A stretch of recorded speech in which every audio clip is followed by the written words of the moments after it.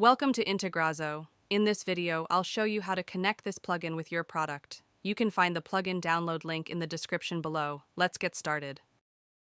After activating the plugin, go to the plugin setup page from your WordPress dashboard. Now click on Select Plugin. A pop-up will open. Choose your plugin from the list. Next, click on Select Product. A pop-up will open. Choose your product from the list. After selecting both, click on the Save and Next button.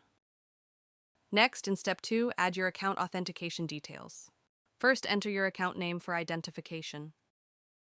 Next, select your account data center name. Now click the Authenticate button. Now it will redirect you to your Zoho account. Here, review the permissions and click Accept. After that, it will redirect you back to the WordPress plugin page.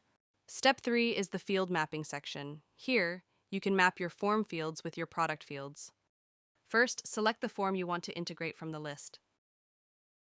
Next, choose the module you want to connect from the list.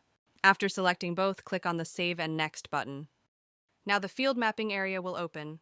On the left side, the form fields will appear, and on the right side, the product fields will appear. Here, simply map the fields.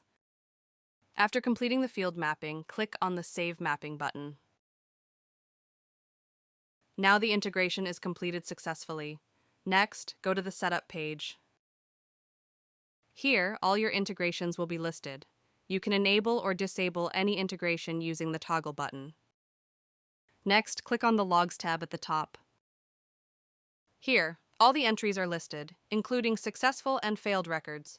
If needed, you can also resync the entries from here. That's all for now. Thank you for watching. If you have any questions, feel free to comment below. Don't forget to check the plugin link in the description.